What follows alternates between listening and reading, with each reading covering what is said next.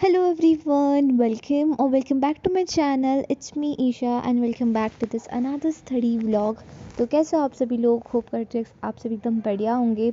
So by looking at the title of the video, you must have already known कि यार की video किस चीज़ पे होने वाली है.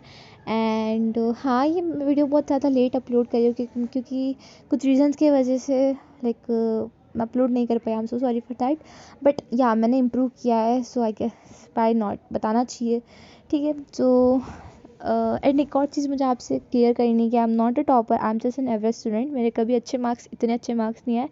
तो आप मुझसे ये तो एक्सपेक्ट मत करना कि यार इसके 80-90% आए होंगे. नहीं, कम आए, बट मेरे पॉइंट ऑफ व्यू से बहुत ज़्यादा अच्छे आए क्योंकि मैंने बहुत हार्ड वर्क किया है उसके लिए. कुछ चीटिंग नहीं करी है, खुद के दम पे जो किया है.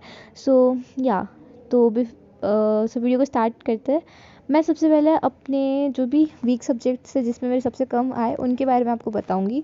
ठीक है. So in Sanskrit, starting with Sanskrit I got 33/70. I know बहुत कम है क्योंकि यार संस्कृत मुझसे नहीं होती है. मैं कितना भी याद कर लूँ मुझसे नहीं होती. एंड मैंने हाफ ईयरली में इतना पढ़ा भी नहीं था संस्कृत क्योंकि मुझे पता था कि मेरे मार्क्स कटेंगे. बट प्री बोर्ड में मैं ऐसा नहीं करने वाली. जितना मेरे से होगा मैं उतना करूँगी. एंड या मैं इसमें इम्प्रूव करूँगी. So in second subject I got, in second subject which is science, I got 36/70. अब हुआ ये था कि बताने जैसी तो नहीं है, बट साइंस के दिन पे लाइक मुझे पीरियड्स आ गए थे क्लास में बैठे बैठे. एंड मेरी हालत बहुत ख़राब थी. तो उसकी वजह से मेरा जो पूरा साइंस का पेपर था वो बहुत ज़्यादा बुरा गया है. तो मेरे साइंस में इतने अच्छे मार्क्स नहीं आए, 36 ही आए. एंड थोड़ा सा बुरा लगा, बट कोई बात नहीं. मैं प्री बोर्ड्स आएंगे भी, 4 प्री बोर्ड्स होंगे और उसमें डेफिनेटली इम्प्रूव करूँगी. सो या it was 36/70. So next subject आता है मैथ्स का. मैथ्स में मुझे कोई रिग्रेट नहीं है. लाइक मेरे मैथ्स में है 45/70. मुझे इसका कोई रिग्रेट नहीं है क्योंकि पहले मेरे क्वार्टरली में 22 आए जो कि फेलिंग मार्क्स थे. नहीं, 22 या 21 कुछ ऐसे थे जिस पर फेल हो रहे हो. मेरे 23 मार्क्स आए थे. ठीक है. एंड उसके कंपेरेटिवली ऐसे देखें सो मेरे बहुत अच्छे मार्क्स आए. लाइक 45 मैंने इम्प्रूव किया है. बट एक चीज़ है कि मेरी जो कैलकुलेशन से बहुत स्लो है. लाइक मैं जितना 45 का मैंने क्वेश्चन अटैम्प्ट किया है, ठीक है, बट उसमें से मेरे सिर्फ 2 या 3 गलत थे. सिर्फ आंसर गलत थे, जो स्टेप्स थे सारे सही है. तो मेरे मैथ्स में आता तो सब कुछ है, लेकिन मेरी कैलकुलेशंस की वजह से मेरा बहुत सारा पेपर छूट गया था. एंड इसकी वजह से मेरे सिर्फ 45 है. बाकी अगर मैं पेपर अटैम्प्ट करती तो मेरे मे बी 60 अबव जाते. बट हाँ, तो मेरा पेपर छूट गया था. सो या इट वाज 45. मुझे इसका रिग्रेट थोड़ा सा तो है, क्या मैं पेपर अटैम्प्ट नहीं कर पाई, बट मैं सेटिस्फाई हूँ क्योंकि मैंने बहुत इम्प्रूव किया है. That's Y.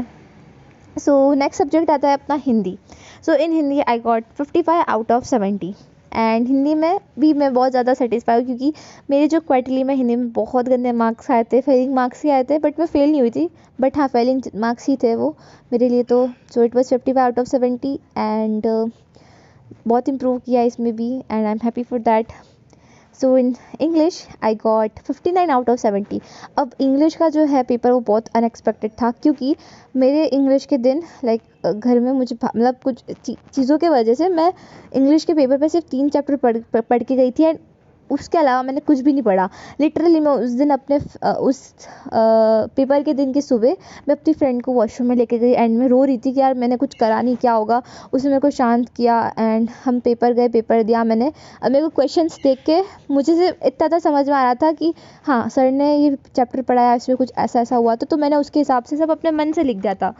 And to be very honest मेरे इतने अच्छे मार्क्स आएंगे मुझे कभी पता नहीं चला. मतलब कभी लगा ही नहीं था कि मेरे 59 आएंगे. क्योंकि मेरे 59 इसलिए आए क्योंकि मैं जो इंग्लिश का राइटिंग पार्ट है, जैसे मैं बोलने में तो बहुत फंबल करती हूँ, आपको पता चल ही रहा होगा. बट मेरी जो इंग्लिश है लिखने में बहुत बढ़िया है. मेरी मतलब ग्रामेटिकल मिस्टेक्स मेरी बहुत कम होती है. दैट्स वाई मेरा जो आंसर राइटिंग वाला पार्ट है बहुत अच्छा है.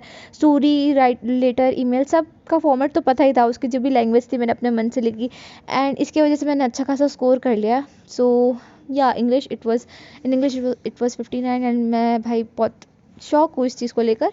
But ya on to the moving on to this SST, it was 65 out of 70। अब SS में ऐसा है कि मुझे SS में आता है, मेरे को पता नहीं, बट SS बहुत ईजी लगती है।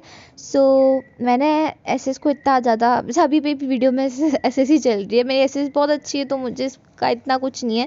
बस छोटी मिस्टेक्स हुई थी, उसकी वजह से मेरे पास मार्क्स कटे, पर बाकी इट वाज ऑल गुड।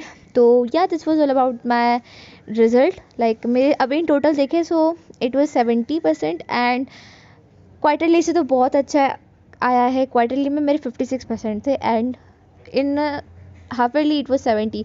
सो मैंने डायरेक्ट जंप किया है, इम्प्रूव बहुत किया है, and I am happy for that.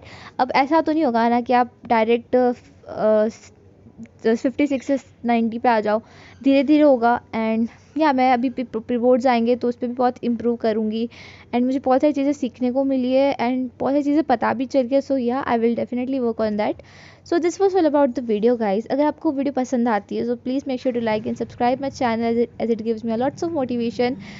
तब तक के लिए bye bye and take care.